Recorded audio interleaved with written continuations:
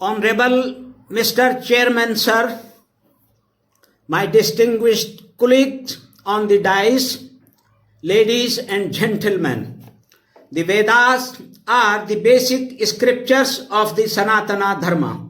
They are also the most important interpreters of the Sanatana Dharma. The Sanatana Dharma always calls upon man to realize and assimilate the real knowledge dedicated to the established order, the eternal truth. In response to the call of the voice of conscience, it expects man to attain the Satya, that is truth, by being dutiful on the strength of wisdom.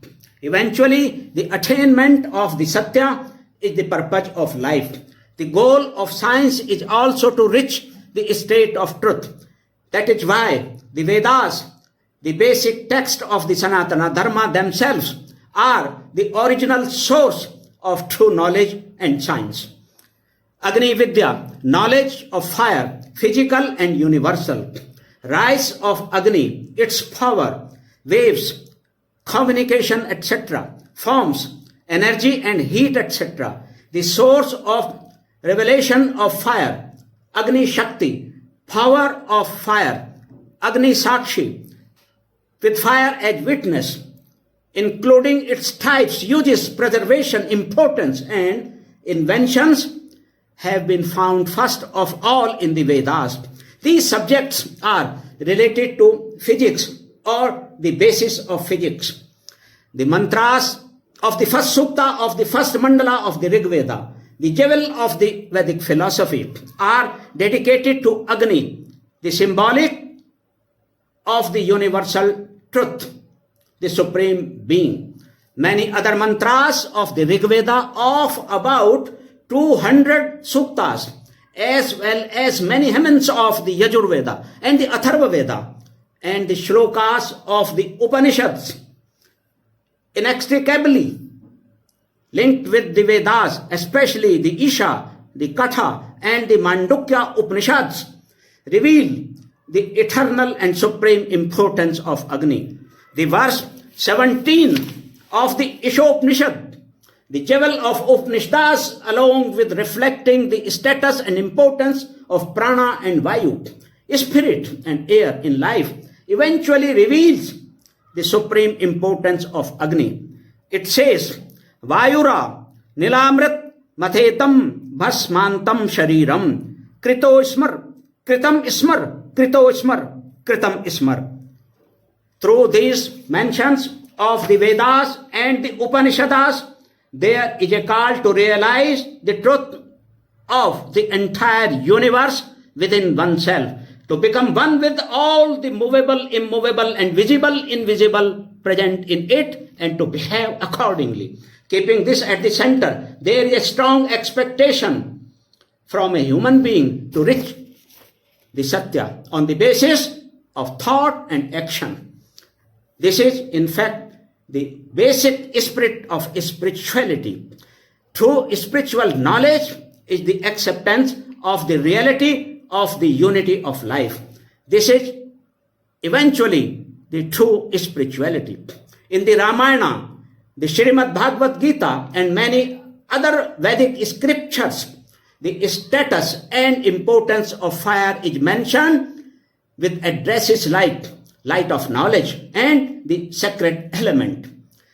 The shloka of the Srimad Bhagavad Gita, chapter 4, shloka 24, is noteworthy in this regard. In this, it has been said, Brahmarpanam, Brahmahavir, Brahmagno, Brahmanahutam, Brahmev ten gantavyam, Brahmakarma samadhina. The mantras related to air, water, space, nature and environment are there in the Vedas. The references in the Rig Veda and the Atharva Veda regarding the quality, importance and source of water are of all-time importance, and the discussion on these subjects can take a very detailed form here as well. The second sukta of the first mandala of the Rig Veda itself, in relation to air and atmosphere, and more especially the Prithvi Sukta of the Atharva Veda with its 63 mantras expects man to acquire knowledge about the state of rivers and mountains, vegetations, trees and crops, the basis of botany, medicines and places, and to make their proper use for the welfare of all living beings, for the greater good of one and all. The Vedic text as the basic source of knowledge about the basic elements, water, the basis of chemistry, light, air and sky are undoubtedly the fundamental source of science as well. Not only this, but these are the basic sources of other branches of science, agronomy, geology, and even engineering and architecture. As per the demand and need of time and circumstances, the above-mentioned references call man for nit nutan, to say continuous research and exploration, and with complete detachment from the one-sidedness of results, to make their use for the benefit of the entire humanity as well as all living beings. We know that the source of the Ayurveda is the Rig Veda. Ayurvedic medical system is very ancient and effective. The Ayurvigyan is also connected to this, and the aim of this is to keep life disease-free and to provide longevity to it. The Vedas and the Vedic scriptures remain the source of the unmatched work and research of the great ancient physician and surgery expert Sushruta. Acharya Patanjali, the composer of the Yoga Sutra, and also a great Acharya of chemistry and iron science. Charka himself, Maharishi Vishwamitra, the inventor of missile system, Maharishi Bhardwaja, the inventor of aeroplane, Rishi Gargamuni, the inventor of astronomy, Rishi Kanada or Kashyapa, the inventor of atomic theory, Rishi Kanva, an Acharya of air science, Varahamihira, a disciple of Aryabhatta, who discovered groundwater source and revealed the method of its use, and astronomer Bhaskaracharya, who described the law of gravity, etc. The Vedas are undoubtedly the eternal source of knowledge, and in this regard, Raman's statement that the Vedas are the root of knowledge is absolutely true.